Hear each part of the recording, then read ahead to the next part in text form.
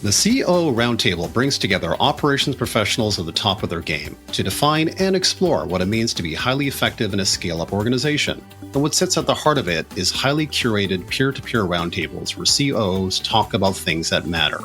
I absolutely love my roundtable. We've been together for about 2 years, and without exaggeration, I have made friends for life. To find out more, go to ceoroundtable.com. That's ceoroundtable.com.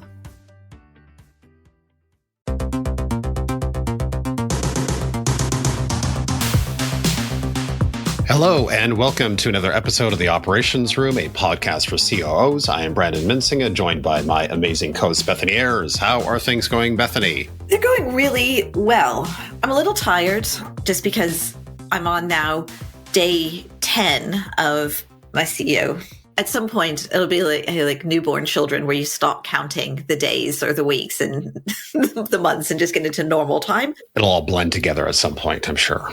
But right now, I'm trying to remind myself of just the number of days that I've been here and to give myself a little bit of a break for having not managed to do everything in the first 10 days. Transform the organization in 10 days, yes. Although on day 9, which was yesterday for those who are maybe not as numerate, we had our first all hands.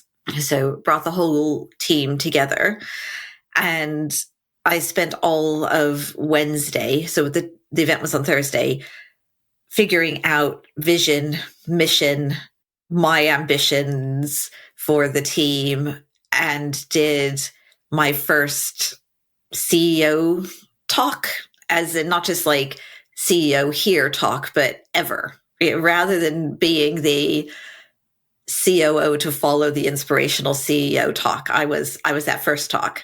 You were the inspirational talk for the vision and mission. Yeah, that's amazing. So I spent all day Wednesday working with ChatGPT on what I should talk about and how should it work. People keep talking about whisper flow, and I was not convinced that I wanted to use it. And I was like, I can just type fine. But actually, I've been using it, and it is so good. Okay, whisper flow. What is that? It's a dictation tool, but it gets rid of your ums and ahs. It adds in your punctuation. But the thing for using it with ChatGPT that's much better than using the native ChatGPT, just talking to it, is I've found that it's still a bit glitchy. And so sometimes I can talk for a long time and all of it is lost. And ChatGPT just hasn't picked it up. But when I use whisper flow, it also captures it itself. But I was able to just explain everything that I was thinking and what areas should I cover more, what should I cover less, what's the structure. And in the course of the day, we figured out the vision and the mission and the flow. And it just gave me something to work with. And I ended up changing the flow when I started to get involved in the slides myself. But at least it had something as a skeleton that I could work with. And then it was, okay, actually, these slides are stupid, or this flow would be a bit better. And ended up with a flow of where are we today? Where are we going? How are we going to get there? So I didn't finish working until about 10:30 on Wednesday. I wasn't feeling comfortable with the slides overall. It didn't feel great, but I knew the slides were good. I knew that the flow was good, but I didn't necessarily deeply believe all of it myself, or hadn't I internalized it. Went to sleep, slept really poorly, worrying about the day, thinking about it, processing stuff. Woke up and was just like, oh, how am I going to do this? On so little energy. Got in, did a 1-to-1, drank some tea, and then did the presentation. And I just have to say, I did an amazing job. It was like some other person talking, almost like an out-of-body experience at one point. I'm like, look at this person talk. Where are these words coming from? This is amazing. This sounds so good. I would follow this person. Wow, that's so okay. How did that happen? Hand of God or something. It really was just, I did so much better than I actually thought possible. And I honestly have no idea how I did that. Wow. Yeah. I feel like this is like what we need to impart to our listeners. How do you pull the rabbit out of the hat here? And I'm wondering your structure and flow and what you had preordained the previous night. Did you actually mostly use it, or how did it play out in terms of the actual usage of the material? I did, but like the talk track around all of it was just excellent. And I don't know how. It really was like, so I talked to my husband about it yesterday and he said, but you were so in the zone on Wednesday. He's like, you were deeply in it. I knew you'd do a great job. And I was like, but I didn't feel like I was deeply in it. He's like, no, you were so immersed. You were there. And I'm like, okay. And then I think all of that processing in the night, even though I didn't sleep well, like there was a lot of brain going on. It all just came together somehow. I mean, sometimes, I don't know, the level of focus and intensity of your thinking by definition will put you in the zone just because you've thought about it so deeply. So the words that are coming out of your mouth, they're very natural because you've like tuned in to the exact kind of like emotion and feeling and kind of talk track that you've manifested over the course of the previous day. Yeah.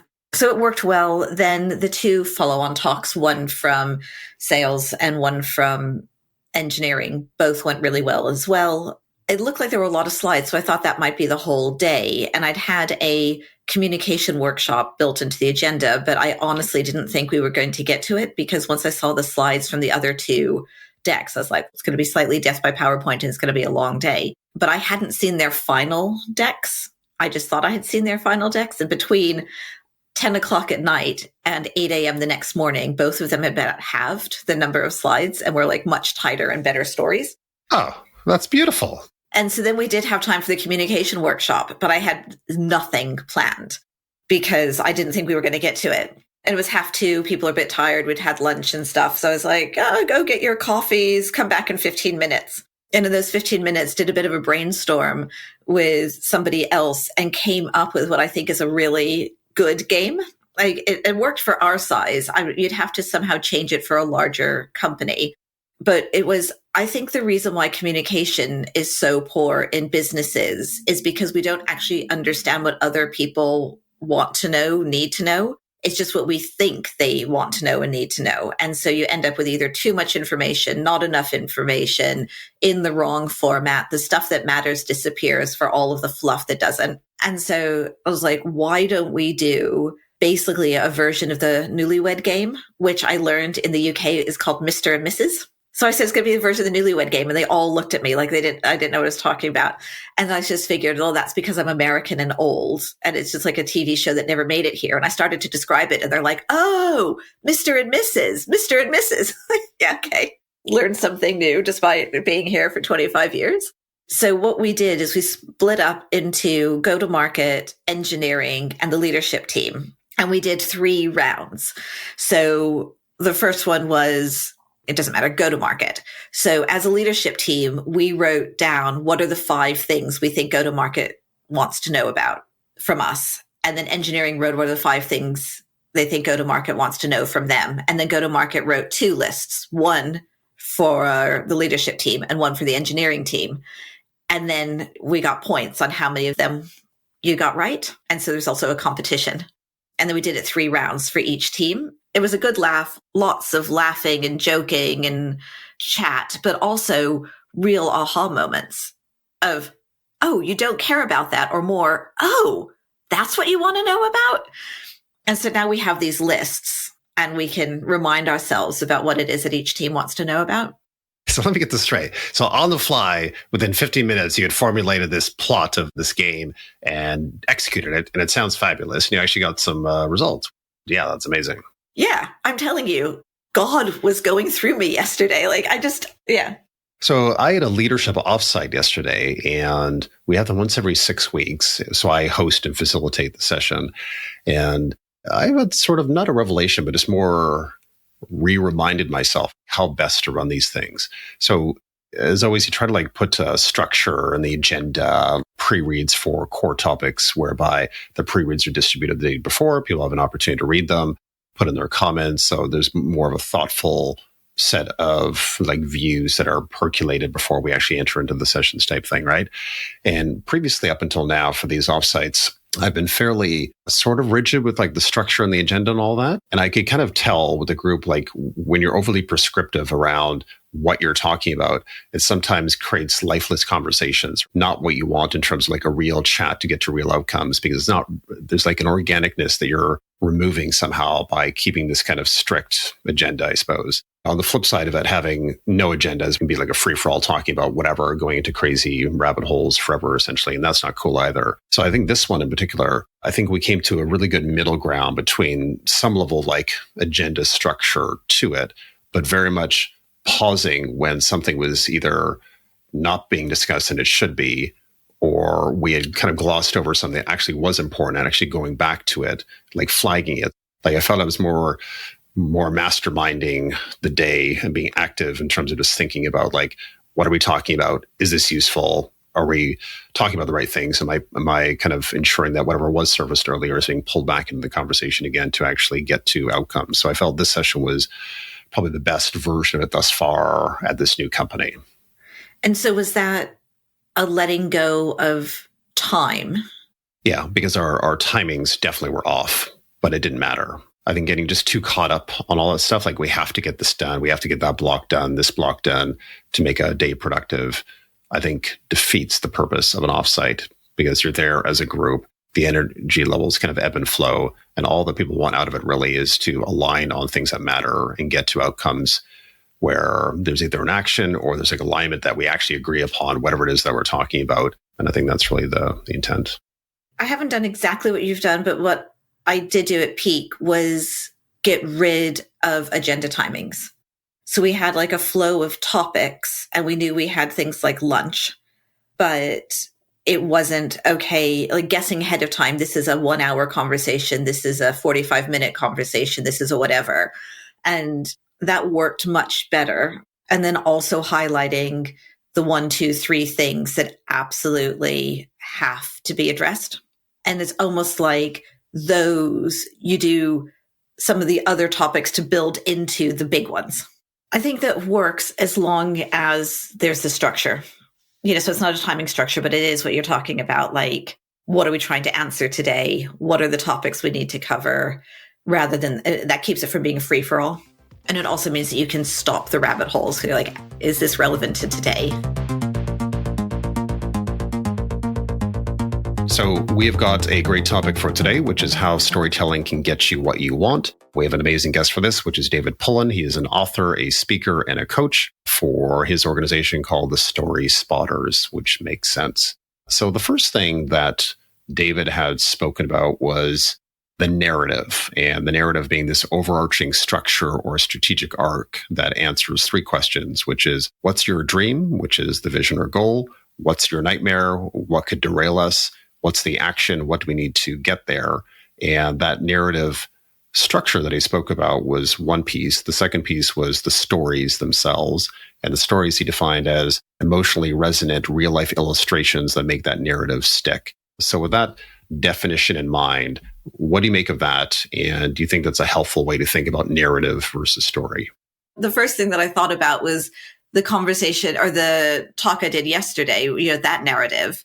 And I had the dream part, but I did not have the nightmare part at all, because I didn't want people thinking about the nightmare part. So we had the dream part and the how to get there part. What I started to think is like, do you need to always, in order to have a narrative, maybe to have like a complete narrative or to have some tension, if you're looking at it in terms of a story, you need to have the negative. But there are times where it's probably not necessary to still land your message. I think there's a time and place for the nightmare injection. I think the nightmare is quite useful when you're trying to get people to really recognize like what is going on right now in terms of problems that we're having. What you want to start with is, we have a vision for where we want to get to. By the way, we've got some real problems, but we've got an action plan to get there. I mean, I think it is quite a normal narrative arc, I guess, in business. And I do like the fact that a narrative is not synonymous with a story, because I think that is like, a lot of times when people talk about storytelling, they're actually talking about a good narrative, whereas we all just naturally tell stories, and stories is what we remember. And I think almost in a way of relaxing about stories, you'll tell more of them without even realizing it. In the ops world, all these stories get lost a lot of times. You do like a finance presentation, you talk about, the burn multiple, here's CAC payback. And you can tell the audience, like, they have no idea what you're talking about, or they sort of do, but they kind of don't care. Here's a quote from David, which is, there's a story behind the data. Add time, place, character. Never say, I'm about to tell you a story, just tell it. Although, did you realize that he said to us in the interview, I'm about to tell you a story, or let me tell you a story? Oh, did he? He did, towards the end of the interview. It made me laugh. He's breaking his own rule. He was, yeah. I think that's helpful when you're like, okay, so what's my good story about CAC payback that I can tell? You're like, where? And then if you can get yourself into a time and a place where you have a story, it will help a lot. Because I suspect there are topics where you're scraping the bottom of the barrel of what that story might be. It's almost like a time and effort thing, because you realize you have something to talk about in the all hands and it's financial related. You got to put together the right chart. Like, what are the right charts we need to do here? What do we want to communicate? Fine. It's like a burn multiple or something like that, and help people understand what that means and why it's meaningful. We don't take the one extra step to think about, okay, if I was to add a story to our burn multiple, what would I actually say? I don't know if I have a story, but I have like a way of fleshing out gross margin, but I don't necessarily have one on the others. And well, for me, gross margin is this a time and a place and a character? I'm not sure. Maybe I can say that my experience, both from a company that I worked with and just companies in general that I see in SaaS, everybody believes that they all have a model where gross margin will magically happen at scale. And then you grow and gross margin doesn't become better. It pretty much stays the same. And the story of it happening at scale is just a massive myth. And it ends up meaning that you never really get rid of your burn and you just still need more money for more growth. And therefore, you need to get your arms around gross margin regardless of, you can't just use scale as your answer to gross margin. I don't know if that's a story or that's just like my experience. I probably have a better story, but it's just not one that I can share. Lovely. So thank you for that. Let's get on to our conversation with David Pullan in storytelling.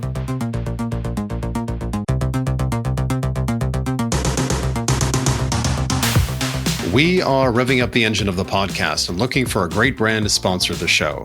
We have over 7,000 listeners now across COOs, CEOs, founders, and operational professionals who are decision makers for all kinds of technology, including HR, planning, strategy, legal, and other tools. It's Beth here. I just wanted to thank you for listening to the podcast, and we'd love to keep it going, but we're going to need to get some sponsors in order to do that. So if you work at a company that could benefit from speaking to listeners like you, or know of a company that might benefit, please send them our way. To find out more, go to operationsroom.co/sponsorship. That is operationsroom.co/sponsorship.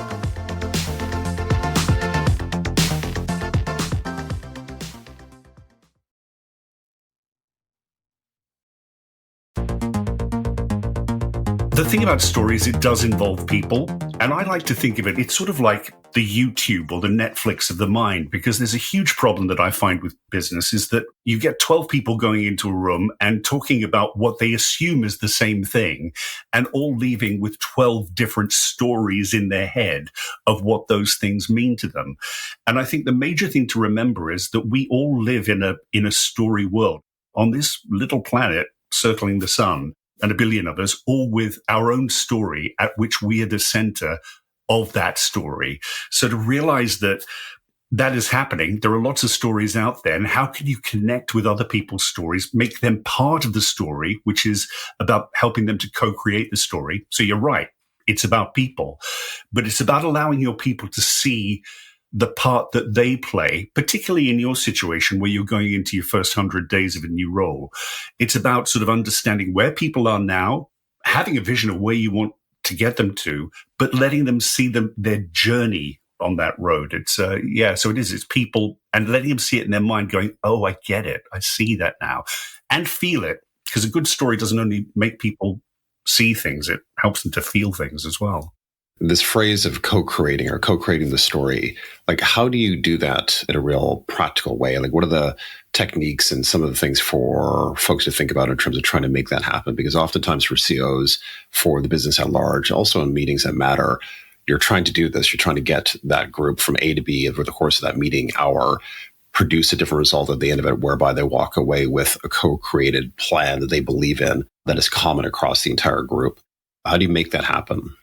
I think it's about giving people agency within it. I mean, as a leader, it's incredibly important that you have a vision of what this story is. But I mean, or strategy. Let's use strategy, the story of the strategy. Have a very, very, very good pencil sketch that you're going to allow people to do a bit of color by numbers on so they can get involved with it. I started, for reasons my bank manager still doesn't 100% understand, I spent about 20 years of my life as an actor, a professional actor in Australia and the UK. And the best directors I worked with were the people who sort of turned up on day one with a great set and a great vision of what the end product was going to look like, but were willing to be surprised on the journey of how they got to that end product. So it was, they weren't working with puppets. I mean, they weren't going, right, you move here and you do this. Some of them were, admittedly. But it was the ones who were that had a very, very strong vision. They wanted to do this. One I'm thinking of in particular is Sam Mendes, the film director. I mean, he's fantastic at this, great, strong vision, but he's willing to allow people to develop their place within that. And I think it's a tough one, this, because, we're all stressed. We're all sort of short of time these days. But I do think that creating the time and space as a leader, and by that I mean sitting down, literally creating the time and the physical proximity, and in some ways I'm going to use those two words, psychological safety as well, whereby people can feel that they can say what they need to say and be heard and understood, creating that time and space so people can feel that they do have the agency to do that coloring by numbers, if you think. So this is one of my problems with storytelling, or like using the word story, is in a business context versus the rest of our world context. You've just told us the story. You've actually kind of told us two stories. You've told us about your time as an actor, and that's as a person, and it's in the past. And you're like, ooh, I will now remember your story. And then you kind of told a second story about Sam Mendes, but not in as much detail. So I probably won't remember that story. But then we were all talking about it as leaders that were doing this. We're telling a story of the future, and we're painting a picture of the future, but that's not the same as a story. And some of the other elements are just kind of like letting people talk. So I think what we need to talk about here is the difference between story and narrative. My wife and I, and she's my business partner as well, we wrote a book called The DNA of Engagement, a story-based approach to building trust and influencing change, which came out last year, and it's done very well. DNA does not stand for deoxyribonucleic acid in this case. It stands for dream, nightmare, action. And it's those three elements. And we suddenly realized when we were working on this book and working with one very big client in particular who was going through a change program, that these three elements of dream, nightmare, action happen in our lives from the moment we wake up on a Friday morning wanting to get on a podcast to when we're trying to set the vision of a company, when we're trying to set the vision of a country, when we're trying to change the climate. We have a goal. We have a dream. We need to get very clear about that. We all need to be on the same page. What are we trying to achieve? Then we have a nightmare, my dream. Get onto Riverside, nightmare. My computer needed updating. Action, I scramble around trying to update it and get my AirPods to work. So this dream, nightmare, action narrative structure runs right through our lives from the moment we wake up to the moment we go to sleep, on a micro level, on a macro level. That's the narrative. The stories are the things that bring that narrative to life. Think of it like the narrative is like a tree. It's a pine tree. It's the decorations, the tinsel and the baubles make it a Christmas tree. So as a leader, having a very clear vision of what the narrative is, this is what my dream is. This is what I think the future is going to look like. I can share with you. I mean, where this came from was Aviva, the British insurer, works in Canada and UK and Ireland. And Dame Amanda Blanc, who is a big supporter of ours and we work with her a lot. She basically stood in front of her top 200 leaders and said, this is the vision. We're slimming down the business to 3 main countries. We're going to prove we can be a composite insurer. We're going to pay off the investors. But I can't do it myself. You guys have to find out how you can engage the business, the 22,000 people, in having the conversation where they want to co-create this and come on this journey. So I want you to figure out what you're going to do. What is the step change you're going to make as leaders? She had a dream. She saw what the nightmare was. She couldn't do it herself. She asked for the actions. The process thereafter in the change was getting those 200 leaders to go through a process of sort of thinking, what do those nightmares look in my space? What do they look like in my particular part of the business? What actions do I individually need to take in order to make the dream come true. And that was it. They created their own story based on Amanda's big vision. And then it was a case of trickling it down through the business. So it's a bit like pyramid selling, if you think, the pyramid selling of storytelling. I mean, you tell the story, you get other people to create the story, and that drives the culture through the business. And it was very successful. So I think it's a difference between a future narrative and then creating the stories that make that narrative a reality. And I guess my thought as an operator is oftentimes in these meetings, we're dealing with a lot of data, details, dashboards, that sort of thing, and making that pop and come alive and engaging the audience for that with a narrative, with a storyline that is actually engaging for people is sometimes very difficult to do because inherently the material is dry. So in that circumstance, for operators like myself, is there anything special you would recommend or suggest in terms of tackling that?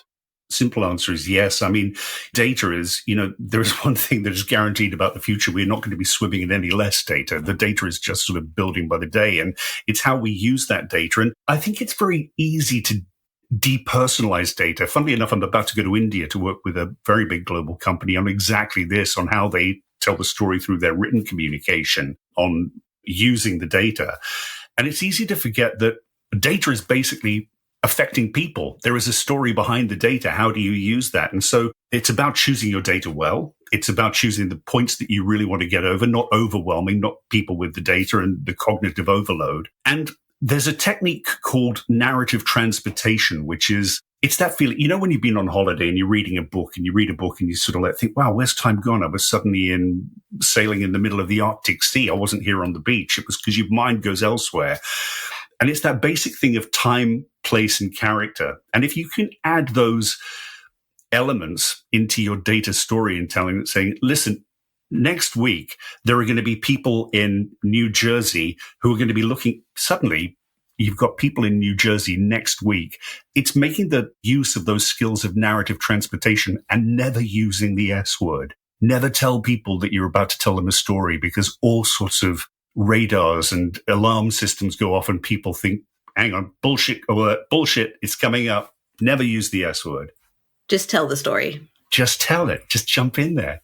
Time, place, character. And the other element is, I think Brandon's going for the practical. I'm going for the more abstract in all of this, because I'm still working through the theory, is people hear you need to tell a story and freak out and think it needs to have a beginning, middle, and end. It needs to have characters. It needs to be a big arc or a hero's journey, etc.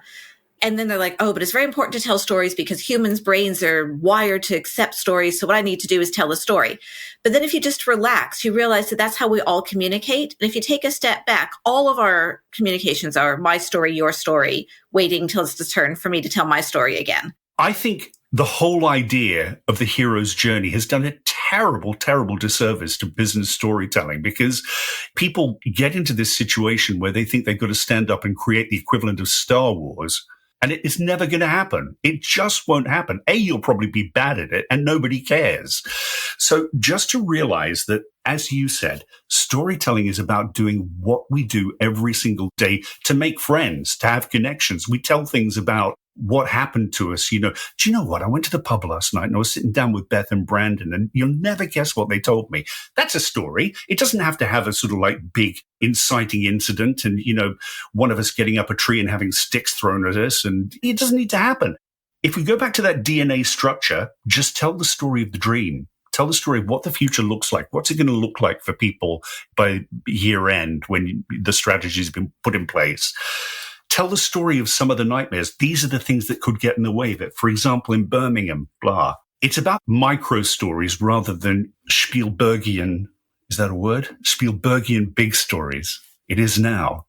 It's interesting. In my career, I've had feedback pretty consistently that, I don't know if it's feedback related as opposed to like doubt that Brandon can really tell a vision that excites the company. You know what I mean? Like a CEO would, and that my lot to life is a CEO and I'm not capable of telling that grander vision on a consistent basis that's exciting for people. That's a horrible bit of feedback to get from somebody. Who were they, Brandon? Yeah, exactly. I keep thinking about it. And it gets maybe to your question, Beth, just around kind of like, what are we talking about here? Like, it's a story. It's a grander story, I suppose. Maybe it is a hero story. I don't quite know. What is the problem here? Why can Brandon not do this? For a start, Brandon, I think Brandon can do this. Oh, thank you. Thank you, David. No, I'll tell you exactly what I think. I think the problem is, okay, I want to talk about two things here, push versus pull, influence, if you like. And I think that a lot of leaders and a lot of people get into the problem of they want to push their story onto people. They want to say, this is what we're going to do. This is how we're going to do it. And it's going to be great when we get there. And people are sitting there thinking, hang on a second, do we really need to go there? And, is it really going to be great when we get there? So coming back to storytelling, I think that the biggest skill people can do is connect to others before they try to push their own story. So I'm going to talk about this DNA thing again. The reason we talked about that we created this within Aviva is because the first strategic move is to connect to people and say, listen, I get your story world. I understand. So for example, listen, Brandon, Beth, you guys want to have a great podcast this morning and you want me to put my earpods in. And if I do that, there's going to be no echo at all. And so you're thinking, yeah, I'm getting nods from you now. So you're thinking, David understands me. He's on my side. He understands my story world. And then you smack him around the head with a nightmare and said, but guys, I'm going to tell you this, I can't hear a thing through my AirPods. So how about we figure a workaround like that? I think this connection, call it this, connection before correction. Rather than thinking you have to tell a story, connect to other people's stories first. Say, listen, I get what it is you're trying to achieve or what we're trying to achieve and what it's going to mean in the future. But now let's look at what could get in the way of that and then figure out what the things are in the future. I think it's a big problem. People feel that they have to perform as storytellers and you don't. Actually, can I tell you another analogy from acting that I think is really important? And I think it's a whole problem around the whole skill of presentation. As soon as you get people to give a presentation, you say, you're giving a presentation to the board on Monday, you go, oh my God, the board, they're like a bunch of critics from the New York press, and they're out there waiting to say, in an otherwise enjoyable evening, the part of the COO was played by David Pullan, and it was frankly terrible. That's what you think. You think you have to impress them. I think if we shift our mindset in all presentation, in all business communication from, I'm not trying to impress with these people, they are not the audience. They are my scene partner. And as an actor, all you're doing with your scene partner is trying to change the way that they think about things and feel about things. The audience is out there somewhere looking on at it. So don't try and impress people. Try and change what they see, what they feel, what they think about in the future. So I think we put a huge amount of pressure on ourselves. And it sounds like somebody put a huge amount of pressure on you, Brandon. I'm about to cry here. You're so right. So, David, I want to switch tack a bit. So, in our conversation, you mentioned, I think it was the 4 stories, either the 4 stories we tell ourselves. I've been thinking about it because we didn't go into what they were, or we went very briefly, and I just really want to know. And I think that it's kind of relevant to what we were just talking about. Yeah, I think it is too. So it comes back to why we're called the story spotters and not the storytellers, because storytelling is only one of the elements of story world, if you like. So Sarah Jane and I at the Story Spotters, we think about story in 4 ways. The first one is exactly what everybody would think. It's the stories you need to spot, shape, and share to actually engage people's heads and hearts. We know that story does that. How do you tell those stories? The second one is about what stories are you listening for? How do you actually, back to that thing we said about earlier, about the time and space, how do you create the space where as a leader, you can actually listen to other people's stories so you get their world? Because those 2 things are really important. I think telling a story makes your information understood, and listening to people makes people feel understood. And I think that trust is really built on those 2 elements. We tend to trust what we understand, and we tend to trust people who want to understand us, who want to connect with us. So that those 2 are really important. The third thing is the stories we trigger through our behaviors. And I think that that's something that is hugely important. I mean, the thing about leadership is there is no off switch. I mean, you are there, you're being observed, and people are judging what their day is going to be like, what their year is going to be like by the way that you walk through the door. So the stories you trigger through your behaviors are important. And the last thing, and I think we've touched on this already, is, and another leadership role is the stories we tell ourselves about ourselves, which which interestingly, I think in terms of change, especially in the world that you guys work in, particularly with scale-ups, as organizations grow, and I can't remember what the name of that number is when, it gets beyond, the 8 people around a toaster and with a great idea and getting stuff done.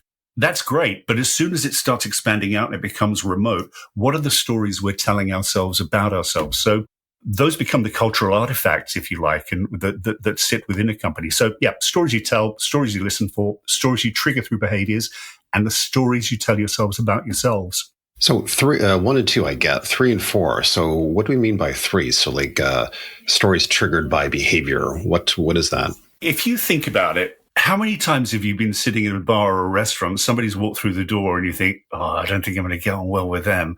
It's sort of, it's just the demeanor they bring in. I mean, we all, for very good evolutionary reasons, we are really, really primed to think, do I like this person? Is this person going to eat me for lunch? Could I eat this person for lunch? It's the sort of the behaviors, just the things that we do, the way that we show up in the space, whether it's online or in the room.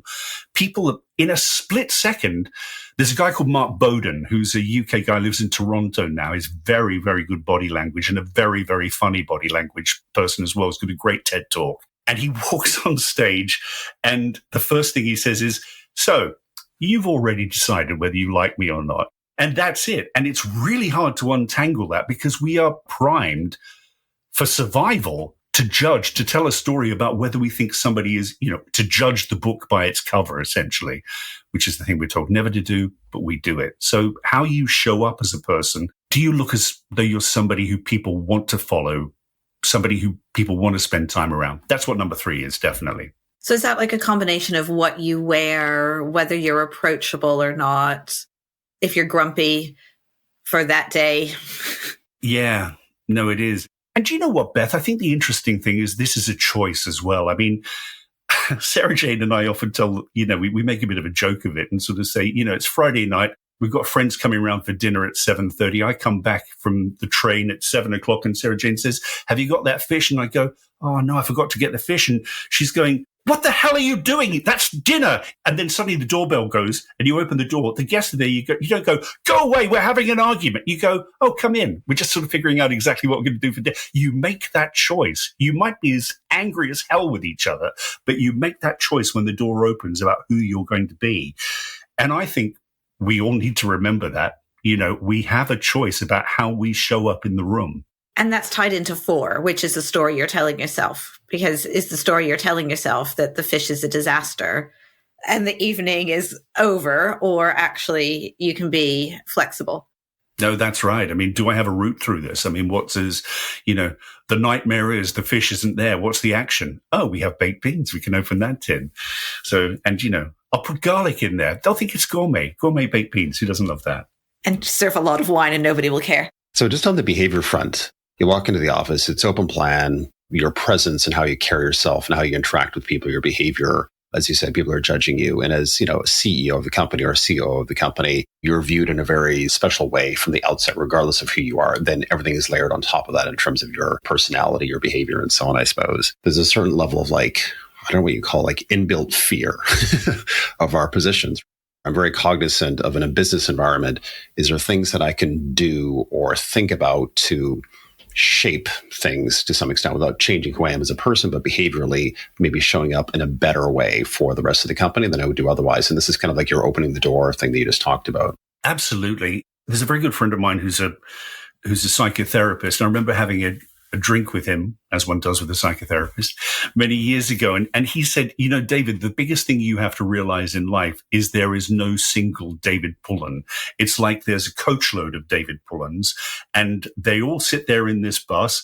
And your only decision you have to make is which David Pullan is going to get out at which bus stop. So you get there, contextually, which one gets out here? And when he said that, I thought that's really interesting because I think we limit our power by limiting the potential of our authenticity and realizing there's all sorts of different Davids, as there are indeed with Brandon and Beth. And they all show up slightly differently. It's just which one comes out at which moment. And interestingly, just thinking about your point there, in you said before, Brandon. I think that, and actually this ties into what you were saying, Beth, as well, in terms of starting a role, is we build in those initial rapport building, trust building stages within a new role. That's the moment where we build a lot of equity. You know, how you show up in those first 100 days and not only physically, but how you show up on Slack, on an email, on all sorts of things. People are putting the pieces together. They're the little tiles in the mosaic going, that's who Brandon is. That's who David is. That's who Beth is. And I think once you've built that equity over, I hate to use this, but personal brand, if you like, but I've used it too late now, it's slipped out. But once you've built that, then you build a little bit of, you know, there's a bit of wriggle room. So if you turn up one day and, God, you feel terrible, people aren't going to go, oh my God, the sky's falling, because, you know, you've built a bit of trust there already. But I think those early stages of thinking, how do I need to show up in all channels, as I say, written and in real life, if you like, is really important. I'm going to go back to, it's entirely tied into the stories you tell yourself, because that's how your behaviors come out. Do I need my psychotherapist friend for this bit, Beth? I'm not sure. I don't think so. So I was recently on a retreat with the COO Roundtable, and Davinia, who is a friend of the podcast, so I'm going to talk about her. She is either has just completed or is completing a master's in transactional analysis. And so we were talking about the drama triangle, which we can talk about maybe in a second, but also what reminded me is you're saying there's all these different people within us, but there are parents, children, and adults in us. What we're looking for is adult to adult conversations where we're all relaxed and in a, ego neutral state. I'm not using the right terminology, but the conversation we're having right now is a adult to adult conversation. And then we can end up getting hurt, confused, activated in ways that bring out the rebellious child in us. And you might be dealing with somebody who's having an absolute moment, or you might feel that coming out of you. And one of the things in transactional analysis is that you can try and help bring that person back to an adult state, but there's no point, an adult to a child, it's not going to work because they're just not in a state where they are regulated and able to talk. And I think also from your actor background, because that requires a level of self-regulation in order to understand which emotions you're pulling out. If you find yourself as a leader having a temper tantrum, how do you regulate yourself out of that with the stories that you tell? Wow, that is a great question. I'm going to dive into this transactional analysis thing a bit here because I think it's really important. I think the short answer to your question is just to be aware of what is going on and the potential for what is going on, the potential danger of what is going on here. There's a communication consultant called Amy, and I can't remember her surname, who lives in Switzerland. And she and her sister, who lives in the US, have turned the transactional analysis model into what they call the partner predator prey model, which I think is really interesting. And so basically, you have a situation where sometimes people unwittingly are leaders are in the predator state, just the way they're coming over. And we can unwittingly put ourselves in the prey position as well of going, oh, I'm not really worthy of sort of going and saying, I can have a pay rise here and blah, blah, blah. And it's sort of exactly as you're saying, Beth, the stories we tell ourselves about ourselves. So I think step one is realizing that is going on. It's the games that people play, to quote the people who came up with transactional analysis in the first place. The partnership role, I like to vision it a bit like a seesaw. It's about, when you're a kid, you get in a seesaw. Let's see if we can balance this thing. Let's see if we can keep this thing on balance with each other. The partnership is a fluid thing in balance, and it is based on respect. It's based on respect for yourself and respect for the other. Sort of thinking that, so it comes back to this psychological safety, I think, a bit. I respect who I am. I also respect who you are. Let's try and keep this thing in balance together. So I think the major thing is just realizing, if I'm going in there with this attitude, be it either as predator or as prey, there's going to be danger here. How can we turn this back into partnership? I'll give you a very quick story of that. It actually happened to me years and years ago now. I was introduced to a bit of a master of the financial universe. The guy introduced me to this guy, said, oh, this is David. He's an actor, and he basically teaches people to speak better. He had no idea what I did, but I mean, that was his sort of shorthand for what I did. And this guy said, oh, it must be very intimidating for you being around all these intelligent people in the city if you're just an actor. Now, listen, he was probably wittingly doing Predator and trying to put me into Prey. And I thought to myself, well, apart from the fact I wanted to hit him, I didn't. I basically said, who was it? Was it Lincoln who said, I don't like this man, I must get to know him better? I thought I took that one. I took a leaf out of Abraham Lincoln's book. And I said to him, well, I seem to have got away with it so far. But listen, I hear you've got a yacht in the Scilly Isles. I hear that. So, an hour later, we drank a bottle of red wine. I'd got his card. We went for coffee the next week. I just refused to be put into the prey position and sort of brought him back into partnership, respecting me, respecting him. So it's a very long answer to what's a very short answer. Basically realize the dangers and get back into that adult place, that partnership place. Poor Brandon. Brandon's like, but how? How do I do this? How do I do this in a business context? I don't care about all of this theory. Time and space. It really is. And it's difficult. It really is difficult. I mean, take the time to talk to people, to hear their stories, to let your story be heard. And like I say, we are not talking about Star Wars here. A story, you get it out in 20, 30 seconds. Say, don't start with your 5th birthday. I want to know what happened last week.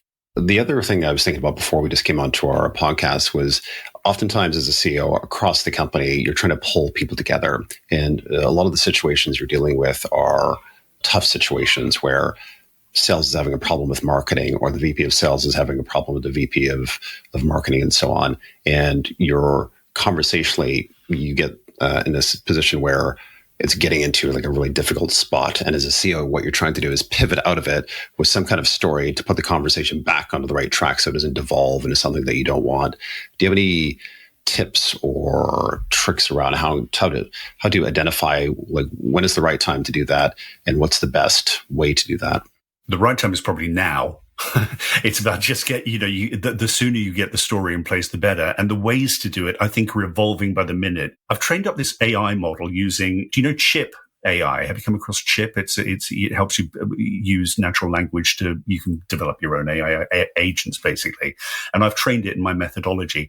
And I've called this thing called the Lois lane because it makes me laugh. And Lois is an interviewer who writes for The Atlantic and Time magazine, things like that. She's trained to do that. And it's all closed loop. It doesn't go out to ChatGPT or anything. And basically she asks questions. And I got this group of people all working towards one vision and not necessarily knowing how they all fit together, answering a bunch of questions. And she's amazing. She asked questions of you, took about 20 minutes. And then she wrote an article like it would appear in The Atlantic or Time or something like that. And everybody sat there going, okay, we see how we all fit together now and what the future can look like. So I think in the past, I've done massive 2-day workshops whereby people have come together and, okay, let's do lots of slides about what the future looks like. And then let's get into breakouts and sort of figure out how we need to, work together and what we individually can do. It's one way of doing it. I think there are quicker ways of doing it now that you can actually get people to that point. And then they have something that they can refer to. It's like refer back to that piece of paper, that story that you wrote about yourselves. That's a great way of bringing large, disparate groups of people who ostensibly should be driving towards the same aim, but they get very siloed. They don't see what the bigger picture is. So my question is, and it just reminded me when you said you're getting people together in workshops for 2 days, the activity in a workshop that I hate more than anything, or an offsite, is where you have a topic and you break up into groups, and for X amount of time, each group works on the topic and then replays that back to the bigger group. I hate that one. And yet it's the one that you do every single time. Do you have a better one? Tell me why you hate that, Beth. I hate it too, but I'm interested to know why you hate it. So I hate being in the group of a bunch of random, because you're mixing up the teams so the teams can get to know each other. And you have somebody who goes off and does something weird. The woman in the group always has to be the scribe. And so I make it as a rule that the women can't be the scribes. And either people come up with stuff that's just totally irrelevant and have gone off on some sort of massive tangent, or, and which is much more common, every single group comes up with the same idea. And yet every single group has to stand up and present. And you get good presenters and bad presenters and people who love being on stage and who absolutely hog the limelight and the time saying nothing times 8. And so it's really boring. to listen to everybody's ideas and you have to pretend you care. And generally, you're getting nothing out of it. But it's just like standard. Why do you hate it? For all of the reasons that you said, and often it doesn't go anywhere. I mean, where does it go afterwards? I mean, it's an information gathering thing rather than an imagination creating thing about what could be. It's what is more often than not. And it's people showing off about, oh, I know this much. I mean, I think there are huge problems with it. I mean, I don't like it at all. I tell you one exercise that I have done with people in the past, which is, have you ever come across constrained creativity? Have you ever come across that as an exercise? They were thinking about the future. And so you give them an object. Let's say you give them a glass of water and you say, right, as a group on the table, I want you to write down all the adjectives that you think to do with it about that. So you say, or it's refreshing, it's transparent, it's life-giving, it's clear, it's whatever the adjectives describe a glass of water. And then you say, okay, if you as an organization were transparent, clear, life-giving, refreshing, what would you need to be doing to do that? What things aren't you doing at the moment and do you need to do in the future? I like that exercise because it gets people thinking creatively. It gets them thinking about what is and what could be. It's a bit of a pattern disruptor in people's brains. It gets people doing what we as a species, as far as we know, are the only ones on the planet that can do, which is imagine. I like constrained creativity as an exercise.